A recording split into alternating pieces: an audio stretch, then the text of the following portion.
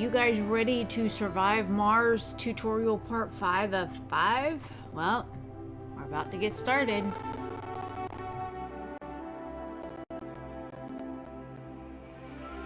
Welcome back, Commander.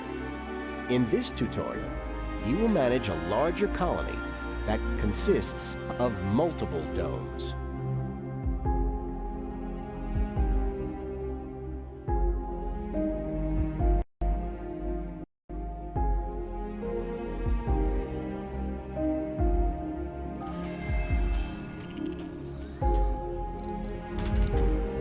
Shuttles can transport resources and colonists across great distances.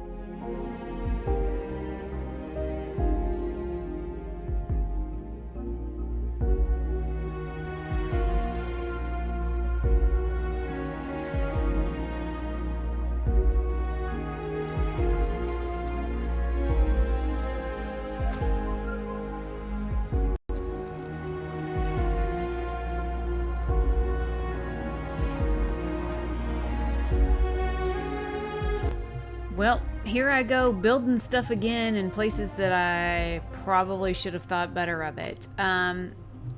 One main thing that I want to say is you will always need resources, so you can constantly send your little guy out to go farm resources and whatnot. The other thing is that when you're building something that requires power, I don't know, maybe use some common sense that I was lacking and build the thing that you needed on a power source so you don't have to build more power lines. It just, common sense would tell you that. But again, alas, I didn't know any better and I built it off into left field and then had to supply it with power, and that was more work for my little drones and more resources wasted for power lines that were very excruciatingly unnecessary. So don't be a moron like me. Don't put it out in left field. You could have put it anywhere you wanted on that power line. I mean, there's plenty of space there next to that solar panel for you to stick it, dumbass, but you didn't, so whatever. So yeah, I figured I'd pop in real quick and talk about that here. I'm gonna speed this up. This section should be sped up ×2.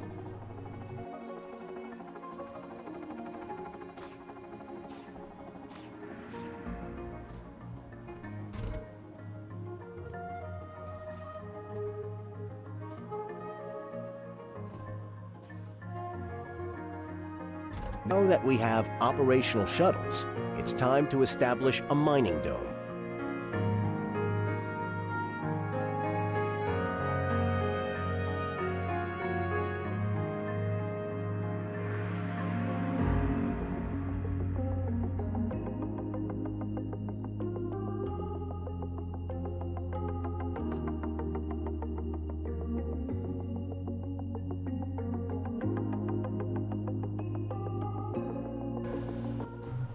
Alright, building like specialty things like this. If you look, there's a money symbol on the ground.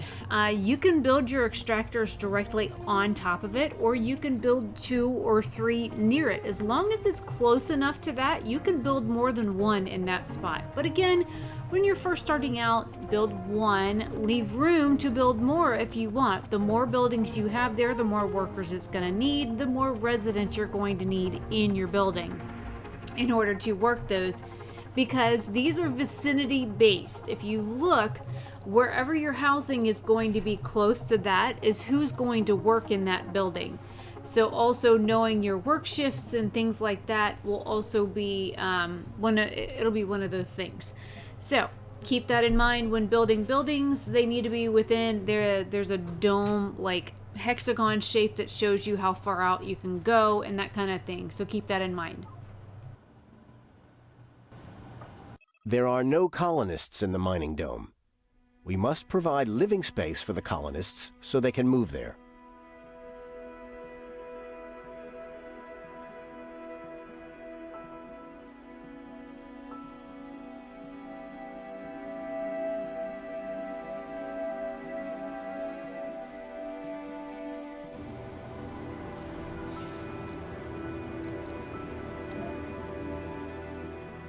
Don't forget to provide basic services for the citizens of your new dome. For each dome, you're going to need something like a grocery or a diner to feed them. You're going to need living spaces and then somewhere for them to kick their feet up, either like the space bar or the casino. Depending on what residents live in the dome, depend on what you're going to need in the dome for them to, you know, have a thriving existence. And you can click on the dome itself and it'll tell you like how happy your people are and whatnot. So you can always keep an eye on that to see what their satisfaction level is like, because of the fact that it gives you like a brief overview, and you can click on each individual person and also see more detailed information about what they prefer and what they want in a living facility. You can set up filters for every dome to attract colonists with desired traits, and block or push out colonists with undesired ones.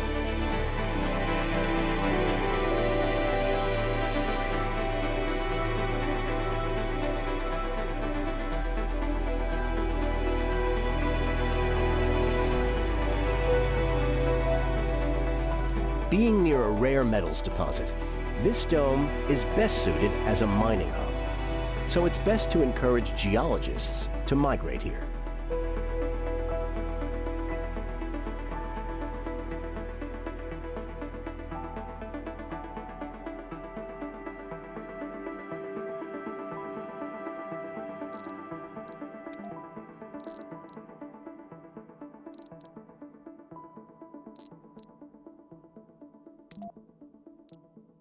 This dome has been designated for research purposes, so it's best to attract more colonists with the scientist specialization.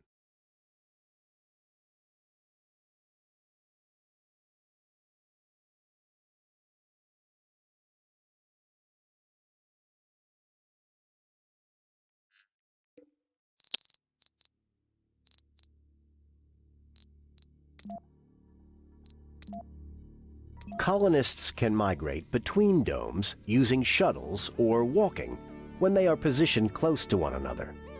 However, they cannot usually visit buildings in nearby domes on a daily basis unless they are connected to their own dome.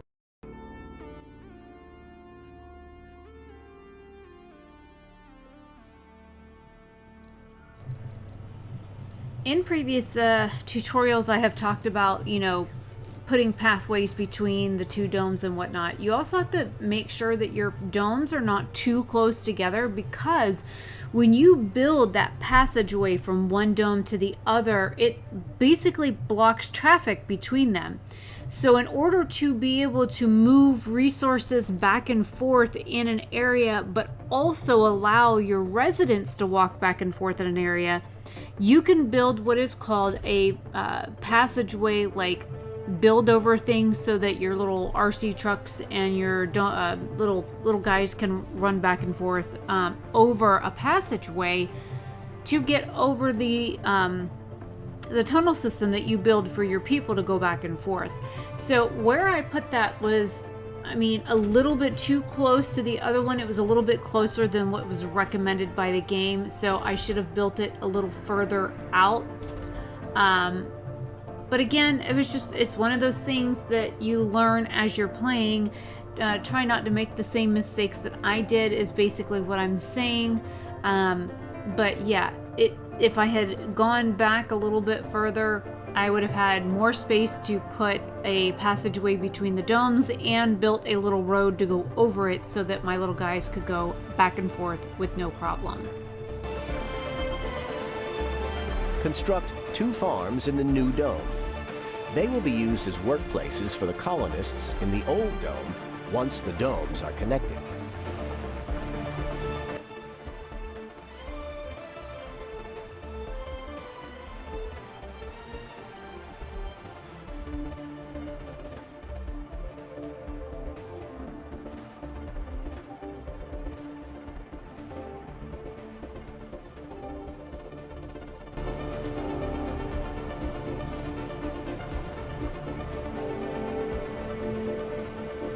Domes positioned closely to each other may be connected with passages.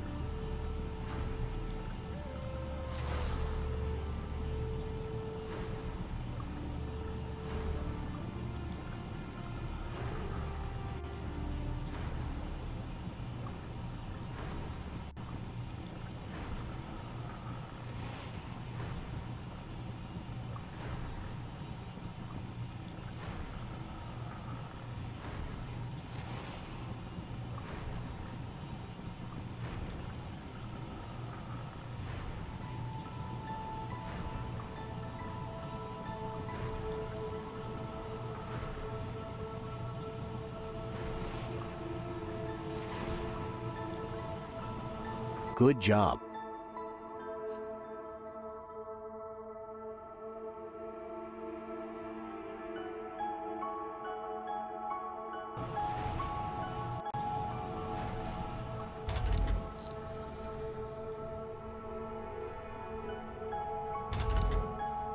Some buildings can have upgrades that can improve them in various ways.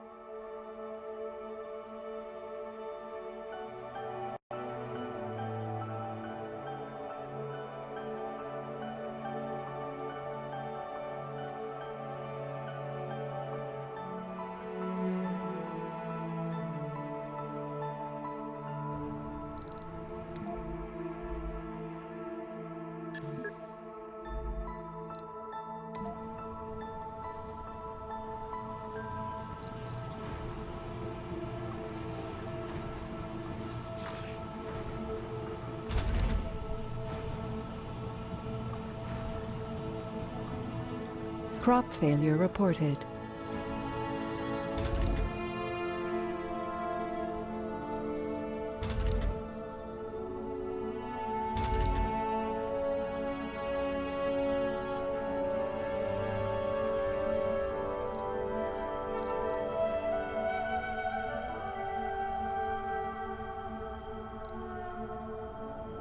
Well, now we get to wait and hurry up and wait and wait until that research is done for the building upgrade.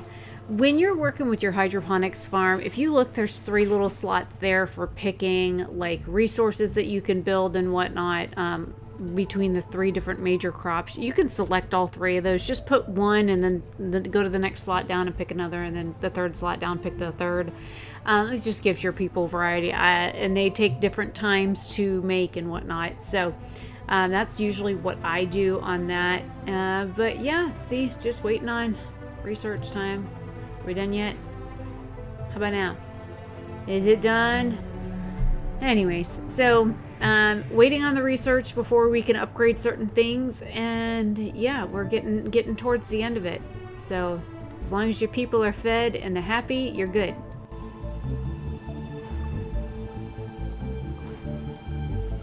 Congratulations! With the research complete, a new upgrade for your extractors is now available. It is not automatically activated in your buildings. You must construct it first.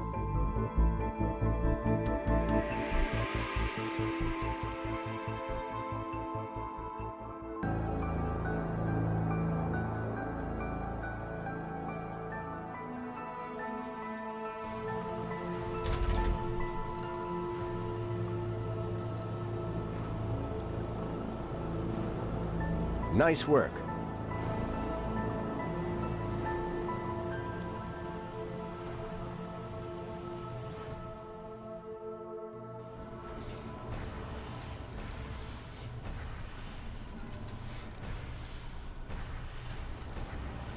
The upgrade has been constructed.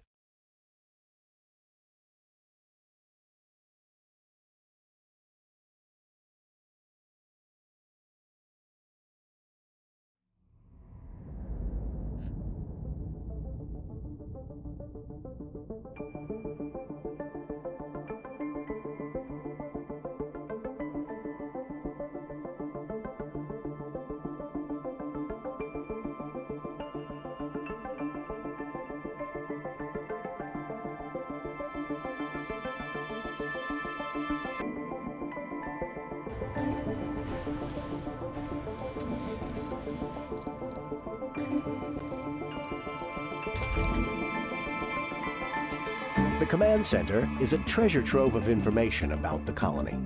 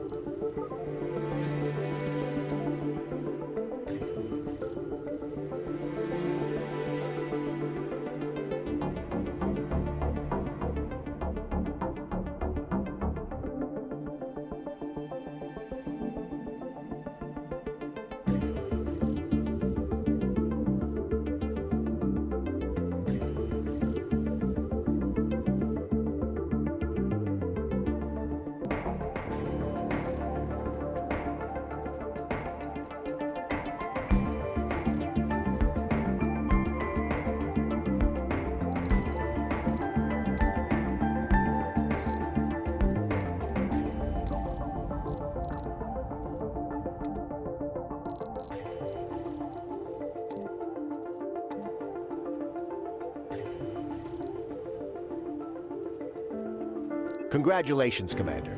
You have graduated from the International Mars Mission Training Simulation.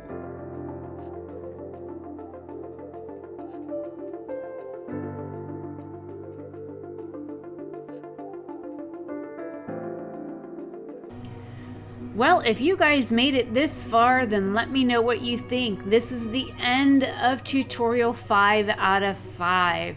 So what do you think? You like the game? Would you be interested in playing the game? I will make sure to leave it linked in the description box down below. It is an affiliated link through the Epic Game Store. You should be able to find it on there. This game is really kind of contagious. It's like Space Engineers. It's very time consuming, and you get like sucked into playing it, and next thing you know, like 5 hours has gone by and you're like, whoa, I didn't mean to play that long. So this is for me, it's a fun game. If you like self-sufficient like builder games, this game does have some questing that you can do in it, or like goals that you need to reach in order to play the game. Unlike with like Space Engineers, it's kind of just like a free-for-all, whatever the hell you want to do when you want to do it kind of thing. It's not a sandbox. Well, it's kind of like a sandbox game.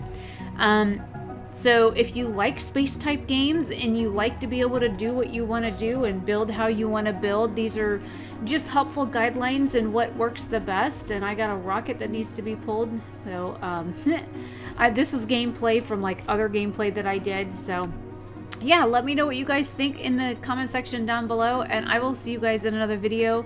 Have a fantastic day or night wherever you are. Bye.